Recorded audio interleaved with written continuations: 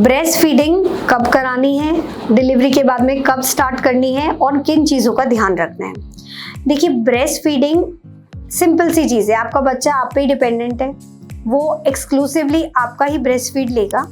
And usually हम ये चाहते हैं कि कोई भी बच्चा इधर नॉर्मल डिलीवरी हो या सिजेरियन सेक्शन हो, वो 6 मंथ तक एक्सक्लूसिव ब्रेस्ट फीड पे रहे। एक्सक्लूसिव ब्रेस्ट फीड का मतलब होता है कि आपको ना तो उसे पानी पिलाना है, ना कोई जन्म घूटी, शहद, बकरी का दूध, गाय का दूध, पानी मिला के दूध कुछ नहीं देना है।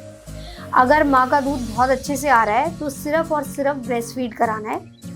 अगर माँ का दूध कम आता है तो डॉक्टर से परामर्श करके, जो भी आपका पीडियाट्रिशियन है वो बेबी वेट के अकॉर्डिंग आपको डब्बे का कैसे दूध बनाना है वो बताएगा और वो आपको देना है।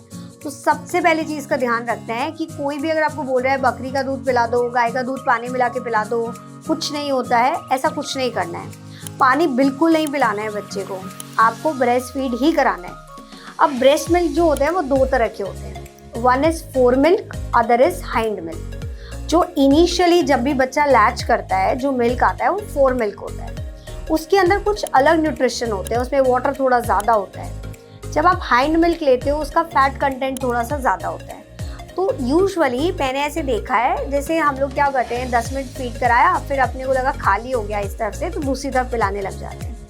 मैं पेशेंट को एडवाइस करती हूँ 20 to 30 मिनट्स आप सेम ब्रेस्ट से ही फीड कराइए।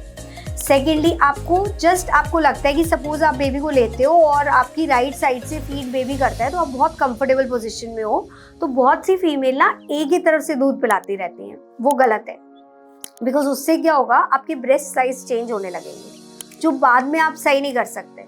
जो भी होगा वो प्रेगनेंसी के वक्त होगा। तो आपको एक रूल बनाना है कि आप ईदर ऑफ ब्रेस्ट से पिलाएंगे। लाइक सपोज आपने राइट साइड से पिलाया, 20 to 30 मिनट्स दिया, नेक्स्ट फीड आप लेफ्ट साइड से करेंगे। सिंगल साइड से कंटिन्यूसली फीड नहीं कराना, जस्ट बिकॉज कि उस तरफ से बेबी आपको लैच इजीली कर रहा है और आपकी एर्गोनॉमिक्स ठीक है, मतलब आप बिल्कुल सही तरीके से बैठे हैं। मोस्ट कॉमन मिस्टेक, बच्चा रो रहा है, घर वाले बच्चे को पकड़ाएंगे। आप जिस कंडीशन में आप फीड कराना स्टार्ट कर देते हो, क्योंकि इमोशनली ओवरवेल्म्ड हो जाते हो ना कि यार बच्चा रो रहा है, ऐसा नहीं करना है। देखिए, बेबी भूख, पॉटी करना, सुसु करना क्राई करके ही बताएगा, उसका एक वे ऑफ कम्युनिकेशन है। तो अब अगर आपका बेबी क्राई कर रहा है और उसको आपको फीड कराना है, आप सबसे पहले अपनी एर्गोनॉमिक्स का ध्यान रखिए, स्पेशली आफ्टर सिजेरियन। एटलीस्ट पीछे बैक सपोर्ट प्रॉपर होना चाहिए। आप बेबी को अच्छे से लैच करो। आपका बेबी जब भी फीड कर रहा है तो उसका नाक नहीं दबना चाहिए, उसकी गर्दन 45 डिग्री पे होनी चाहिए, नीचे प्रॉपर सपोर्ट होना चाहिए। ऐसा नहीं है कि आप बहुत मुश्किल से ऐसे या इस तरीके से होके आप फीड करा रहे हो। फीडिंग आपको कंटिन्यूसली करानी है, मे बी 2 years तक, 2.5 years तक। So there should be a practice where you are also in the good ergonomics. Ergonomics मतलब आपके बॉडी पोस्चर बिल्कुल सही है, बेबी का बॉडी पोस्चर बिल्कुल सही है और आप फीड करा रहे हो। जब भी आपने फीड कराया है, मेक इट अ हैबिट कि आपको बच्चे को डकार दिलानी है। अगर बेबी ने डकार नहीं ली है तो उसको नीचे नहीं सुलाना, आप डकार दिला के ही नीचे सुलाओगे। और कभी कभी अगर आपको लगता है कि यार अब कन्फ्यूजन है, तो आप बेबी को ऐसे 45 डिग्री पे अपनी गोदी में ही रख लो। एटलीस्ट अगर उसको रीगर्जिटेट हुआ, वापस कोई दूध निकाला उसने, तो उसकी सांस नली में नहीं जाएगा। और कभी भी, जैसे आपको बहुत लेडीज मिलेंगी, अरे हम तो लेटे लेटे दूध पिला देते थे, कुछ नहीं होता, कोई डकार डुकोर ये सब यूँ ही है, हमारे बच्चे बड़े नहीं हुए। नहीं, ऐसा नहीं करना है।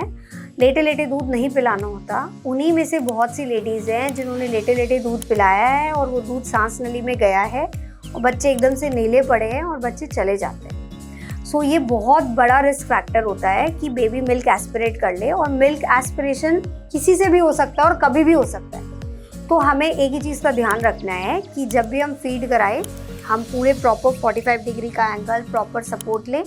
जितना बेबी ने फीड करा है प्रॉपर हम उसको डकार दिलाएं। डकार दिलाने के बाद में उसको तरीके से हम सुलाएं और लेट के कभी भी फीड नहीं कराएंगे। जितनी भी ब्रेस्ट फीडिंग महिलाएं हैं वो इस चीज़ का ध्यान रखेंगी कि क्योंकि आप मिल्क प्रोड्यूस कर रहे हो, आप जितना प्रेगनेंसी में खा रहे थे उससे ज़्यादा खाना है।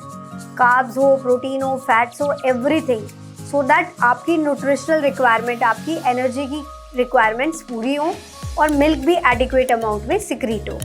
आज से हम जब भी ब्रेस्ट फीड कराएंगे हम इन सब बातों का ध्यान रखेंगे। Thank you.